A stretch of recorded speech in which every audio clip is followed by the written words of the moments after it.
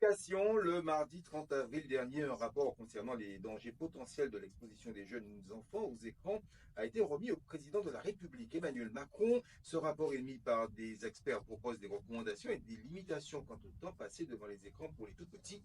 Alors, question, ce midi, quelle solution pour pallier les écrans? Vos réactions sur les canaux habituels, le WhatsApp de RCI, le 0690 11 11 10, ou encore vous le faites en direct par téléphone au 0590 96 27 27. Grazielle Braquemore, auteure, éducatrice montessorienne, formatrice pour adultes et fondatrice de la structure Papillon Flamboyant, est notre expert du jour, Olivia. Bonjour Grazielle Braquemore. Bonjour Olivia. Alors, quels sont les effets néfastes potentiels de l'exposition excessive aux écrans chez les enfants? Alors aujourd'hui, c'est sûr qu'on en entend de plus en plus parler, on ne peut plus nier qu'il existe des effets néfastes d'une surexposition aux écrans. Les plus connus sont pour les tout petits, le fait que l'enfant va avoir des difficultés pour entrer en communication avec son entourage. On a aussi le fait que ça peut développer des problèmes de concentration de l'enfant, donc ce qui génère ensuite un problème dans sa scolarité. On a aussi, bien évidemment, des enfants qui, s'ils sont face à des écrans, ça veut dire qu'ils ne sont pas en mouvement, donc plus sujets à du surpoids, à du grignotage, etc. Mais aussi, le dernier, qui est quand même pas des moindres, c'est que ça peut générer des problèmes d'endormissement, puisque la lumière de ces écrans donne une fausse information finalement au cerveau, qui laisse penser que c'est encore la journée et que je peux rester éveillé finalement. Quelles sont les recommandations générales en matière de temps d'écran pour différents groupes d'âge d'enfants? Alors, ce qui est intéressant, c'est de retenir on va dire une base que l'on appelle 3-6-9-12, qui a été établie par un pédopsychiatre Serge Tisseron, qui indique qu'on va essayer de privilégier l'absence d'écran total avant 3 ans. Entre 3 et 6 ans, on est sur des enfants qui commencent à rentrer en maternelle. Donc là, on va rester sur des sessions courtes, mais qui ne dépasseront pas en tout et pour tout 1 heure d'écran par jour. Et ensuite, au-delà de 6 ans, donc on peut monter à 2 heures d'écran. À partir de 9 ans, on peut avoir des enfants qui vont découvrir Internet. Et c'est qu'à partir de 12 ans que l'enfant peut être complètement autonome pour faire des recherches sur Internet. Maintenant, je tiens quand même à rappeler que ce sont des temps d'écran, non pas uniquement quand l'enfant est devant l'écran, parce que ça veut dire que si on a la télévision qui est allumée toute la journée pour écouter des clips musicaux, eh bien ça fait partie des temps d'écran. Donc privilégions, quitte à écouter de la musique, à mettre de la radio ou un CD, qu'importe, mais ce temps de télé allumé en permanence fait partie aussi du temps d'écran. Alors, pour les parents qui nous écoutent, quels sont les signes qui peuvent indiquer qu'un enfant pourrait avoir une dépendance à ces écrans? Alors la première, ça va être le fait que, je ne l'ai pas dit tout à l'heure, mais un des effets néfastes, c'est que l'enfant devient addictif. Donc si c'est le cas, souvent l'enfant va avoir du mal à arrêter l'écran. Bien sûr, tous les enfants ont envie de continuer, mais pour ceux pour qui c'est problématique, c'est quand ça devient vraiment des crises émotionnelles, des tempêtes émotionnelles très difficiles à gérer, ou encore si l'enfant a du mal à s'endormir, si l'enfant présente une agitation excessive qui n'est pas habituelle, ou tout simplement si l'enfant ne cherche plus à rentrer en lien avec des camarades, avec ses frères et sœurs, ou tout simplement ne cherche plus à jouer avec les jeux qui sont présents dans sa chambre ou dans son environnement. Pouvez-vous nous suggérer quelques alternatives aux écrans pour divertir les enfants et favoriser leur développement? Oui, cette question est très pertinente et j'ai envie quand même de rappeler pour déculpabiliser quand même les parents que bien sûr on fait de notre mieux, hein. Il y a un dicton qui dit qu'il faut tout un village pour élever un enfant. À l'époque, on avait des tantes, des frères, des sœurs qui pouvaient nous aider. C'est très énergivore de s'occuper d'un enfant. Et c'est vrai qu'aujourd'hui, les écrans peuvent être parfois utilisés un peu comme pour substituer le nounou. La solution de facilité aussi, quelquefois. Quelquefois. Et maintenant, je pense que c'est important de le dire. Aujourd'hui, quand on peut et qu'on a l'énergie de le faire, qu'on ne sont pas trop fatigués en tant que parents, il y a pléthore d'alternatives. La première, bien sûr, c'est tout simplement d'être en lien avec son enfant, d'échanger, de discuter, de parler de sa journée, etc. La deuxième, ça va être de faire des activités. Donc, on peut jouer avec lui, ça peut être des jeux de société, mais pas que, parce qu'il y a des parents, par exemple, qui n'aiment pas jouer aux jeux de société. Essayez de trouver aussi quelque chose qui vous plaît. Si vous aimez faire la cuisine, faites la cuisine avec votre enfant. Si vous préférez danser, eh ben, on va danser ensemble. Faites du sport avec lui. Enfin, qu'importe, c'est d'intégrer finalement votre enfant à la vie de tous les jours. Et ça sera très bénéfique pour le lien parent-enfant et pour aussi son autonomie, etc. Mais bien sûr, il existe d'autres alternatives, comme le fait que l'enfant puisse, par exemple, lire des histoires. Alors, on va lire avec lui. Mais il y a un outil que je trouve très intéressant, surtout quand les enfants en redemandent, allez, encore une histoire, et que nous, on est un petit peu fatigué. C'est ce que l'on appelle des boîtes à histoires, qui sont en fin de compte un petit peu comme un CD qu'on va lancer, une histoire que l'enfant va écouter. Ainsi, il n'a pas d'écran et il peut même choisir où l'histoire va se passer, quel sera le personnage de l'histoire, un objet fétiche. Et ça peut être une très belle alternative également.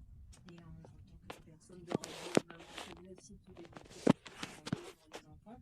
Alors, une question aussi, on voit souvent les parents qui sortent dans les salles d'attente d'un médecin ou au restaurant avec cet écran, ce téléphone qui est donné à l'enfant pour le faire patienter ou le calmer. Est-ce que là aussi vous avez une alternative à nous proposer? Oui, une alternative qui peut être très intéressante, c'est de responsabiliser l'enfant. Je vais prendre un exemple, si c'est au restaurant. Le temps d'attente peut être long en fonction de l'âge de l'enfant, hein, mais ça va être peut-être de proposer à un enfant qui est peut-être déjà lecteur, eh ben, c'est lui qui va nous aider à lire le menu. Si l'enfant par contre est plus petit, on peut imaginer qu'on va emmener un petit cahier de coloriage. Le coloriage, ça fonctionne assez bien, ils peuvent y passer un certain temps, et ils peuvent même, pourquoi pas, colorier sur le support du restaurant. Et pour les plus grands, les adolescents, ça va être eux, par exemple, qui vont essayer d'imaginer quel va être le montant de la note. Et finalement, en leur proposant finalement une certaine forme de responsabilité, ben, ils seront plus à même d'accepter de ne pas avoir systématiquement l'écran entre les mains. Quels sont les quelques conseils pratiques que vous pourriez nous donner pour réduire justement l'utilisation de ces écrans pendant les activités quotidiennes, par exemple les repas en famille, des choses comme ça? Alors, j'ai envie de parler quand même des cas où si l'enfant est déjà addict, parce que l'idée n'est pas que ça soit trop brutal et que du jour au lendemain, un enfant qui avait l'habitude d'avoir son temps d'écran se retrouve brutalement sans écran.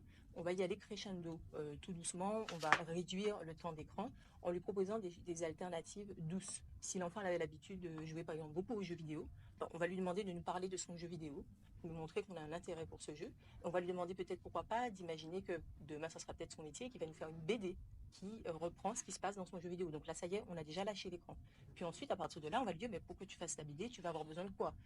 Et donc là, on va l'emmener dans la vie pratique et courante. Il te faut aller acheter des règles, des compas, etc., etc.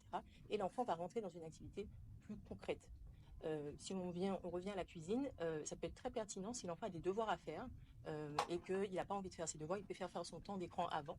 Eh bien, on peut lui proposer, ben, normalement, tu étais censé faire des conversions, eh bien, viens, on va le faire en cuisine. On va faire des conversions en cuisine, on va additionner en cuisine, on va soustraire en cuisine.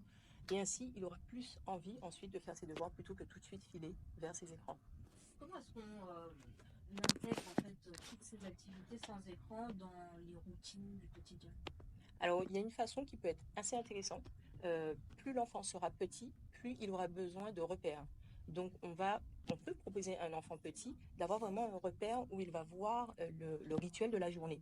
Par exemple, si au réveil, l'enfant aura tendance à prendre des écrans, eh bien, on peut préparer le week-end un petit canevas où il va vraiment voir quelles sont les différentes étapes. Quand je me lève, la première chose que je fais, c'est d'aller me laver, puis de me brosser les dents.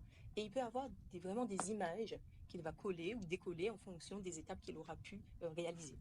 Et si l'enfant est impliqué dans la réalisation de ce rituel, ça va aider. Pour un plus grand, qui est plus responsable, lui, on peut lui demander de faire lui-même un quadrillage avec un emploi du temps où il va marquer qu'est-ce qu'il préfère faire en premier.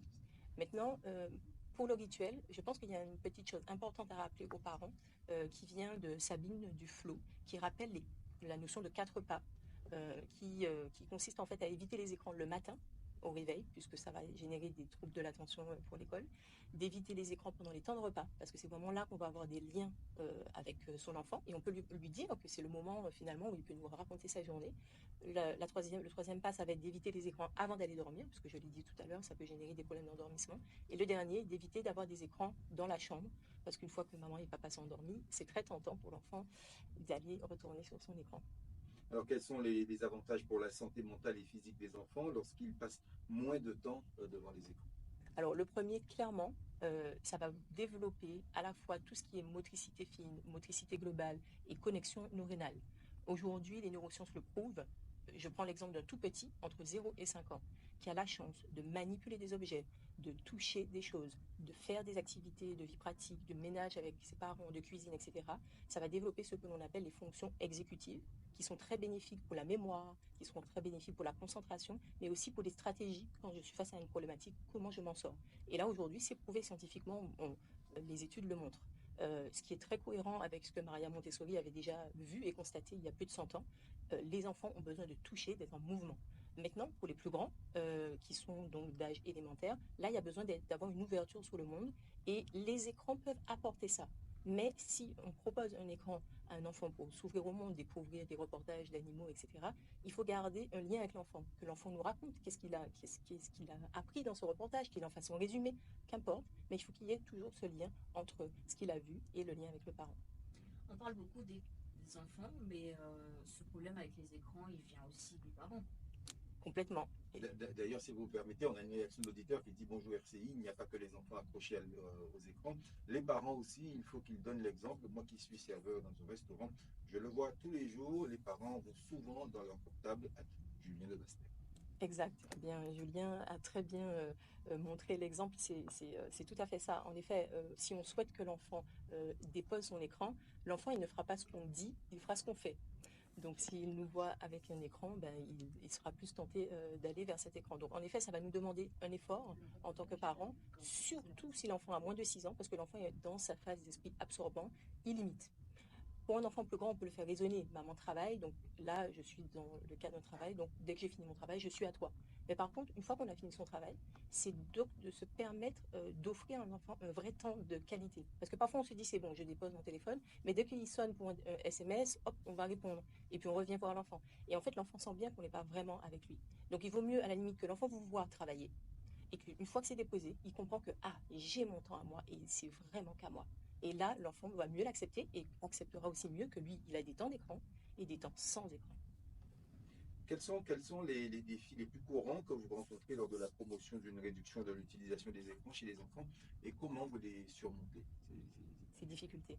Alors, j'ai envie de dire, bien sûr, déjà, l'idée n'est pas de culpabiliser le parent parce que, bien sûr, les parents font de leur mieux. Maintenant, l'idée sera peut-être de privilégier certaines choses. Un enfant qui est souvent sur les écrans, eh bien, s'il a 6 ans, par exemple, on va privilégier qu'il utilise des choses où il va devoir être acteur. Donc, ça peut être un jeu où il va devoir répondre à des questions. Ça sera quand même mieux que simplement un film où il est passif. Comme ça, il garde quand même un sentiment qu'il est acteur. D'ailleurs, il y a des jeux qui consistent à faire une chorégraphie de musique. Ça rajoute en plus du mouvement. Donc, pourquoi pas, ça peut être une alternative. Autre chose, si l'enfant est devant son écran et qu'on lui propose finalement un film, où là, il va être passif, privilégier des films qui soient adaptés à son âge. Parce que là, encore une fois, les écrans, c'est une chose, mais adaptons le contenu à l'âge de l'enfant. Et surtout, prendre le temps, une fois que le film est terminé, si on n'a pas pu être avec lui, ce qui est mieux, mais c'est d'échanger, lui demander ben, qu'est-ce que tu as pensé du film, est-ce que tu as eu peur ou non, est-ce que ça t'a plu, etc. Et ça va quand même permettre de créer, encore une fois, un lien avec l'enfant. Toutefois, si je peux donner un dernier conseil aux parents, c'est de s'écouter. C'est-à-dire qu'il y a des jours où on aura l'énergie de dire à l'enfant d'arrêter l'écran parce que j'ai l'énergie de faire des activités, et d'autres jours où là j'ai un petit peu moins l'énergie, on pourra l'expliquer à l'enfant. Merci à vous, Graziel Braquemont, d'avoir été notre invité. C'est la fin de Perspective. Rendez-vous lundi, il est 13h41. Nous sommes le jeudi 2 mai 2024. On passe au rappel des principales informations développées à 13h avec vous, Olivier Rossi.